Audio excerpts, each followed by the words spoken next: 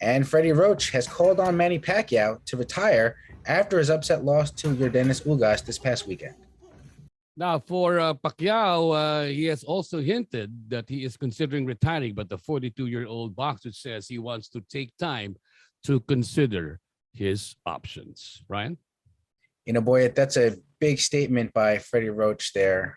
We've heard Freddie suggest in the past that maybe it's time, but this is, I think, the strongest that he's ever not just hinted at it, but kind of come out and said, Manny, that time has come. And, they've been together for 20 years. When Manny Pacquiao was looking for a home outside of the Philippines to train at, and he walked into the Wild Card Boxing Club, which was really not the household name in boxing that it is now. And these two basically joined up together and embarked on a Hall of Fame career for each of them. Freddie's already in the Hall of Fame, and Pacquiao is heading there very soon.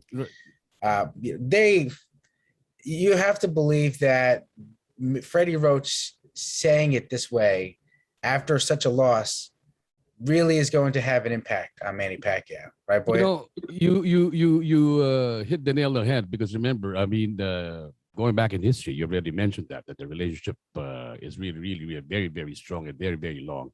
You had a teenage Manny Pacquiao being able to ride on an intercontinental flight for the first time in his life to go to the United States, and he gets to land up in the Wild Card Gym as a 22-year-old at that time. And being able to be under the tutelage of a Freddie Roach, who at that time was also trying to establish his name. So you had two individuals who were trying to recarve their niche in the world of boxing. One person in the person of Pacquiao was not very close to his father, right? Not very close to his father, was looking for a very good father figure to guide him along the way. And here is Freddie Roach, who also was in need of an emotional attachment and found it in Pacquiao. So that bond really got them to be very close, got them to be very emotionally attached to each other, which eventually augured well for the both of them, which eventually resulted in all of this success through the decades. And what a lot of decades it has been, Ryan. Yeah, it's really been an amazing ride. And when you think of it, it's, all these factors had to come together in order for them to unite. And, I even remember the story of Freddie Roach talking about the first time he noticed. He heard Pacquiao punch, he felt Pacquiao punch on the mitts, and he heard the sound. He's like, oh my goodness, like, where's this kid from, right?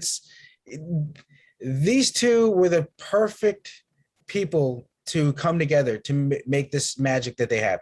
Manny Pacquiao, Freddie Roach said, Pacquiao probably would have still been a great fighter, without Freddie, but it was the combination of Freddie's understanding of boxing, the philosophy. Freddie Roach has said, he believes all fights should end in knockouts. There should never be like decisions, and that's the way that Manny Pacquiao fought. So when you have two people, who have that same mentality and they come together, you could really go somewhere. And Freddie is a technical boxing guy.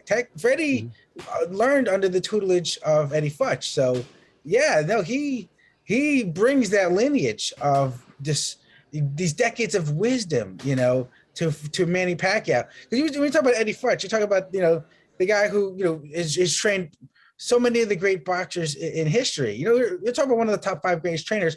That's where Freddie Roach learned from. So, but that bond that they have, that's why when Freddie Roach says something, Manny Pacquiao listens. Now, we're not kidding ourselves. Manny Pacquiao does what Manny Pacquiao wants, right? But when you're talking about a great athlete, that kind of competitiveness will not allow them to walk away on terms either than their own.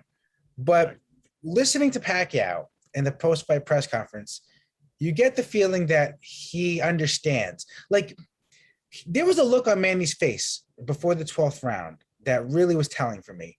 Like, he had that look on his face. It wasn't like, okay, I know I'm behind, but I'm gonna bang the gloves. I'm Mhm. gonna go out there and do what I have to do and knock this guy out. It's something's wrong.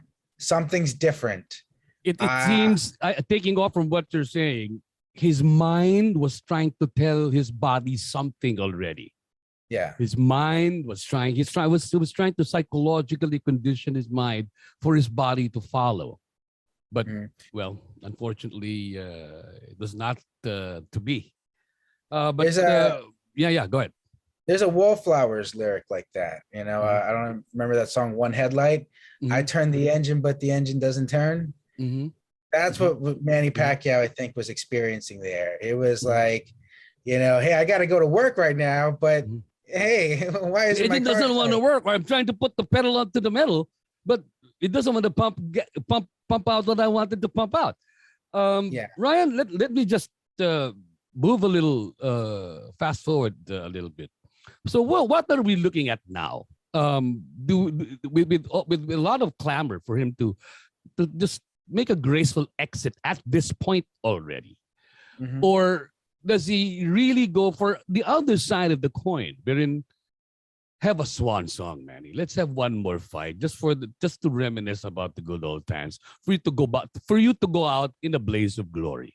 What would be more fitting, or what would be more possible, considering that there is a possibility of a presidential run by May of 2022?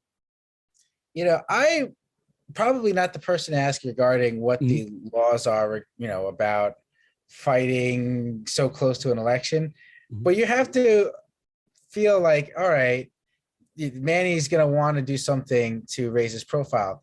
Now, Mhm. Manny's good at getting out there and talking to voters, and he knows how to connect with people. That's the one thing.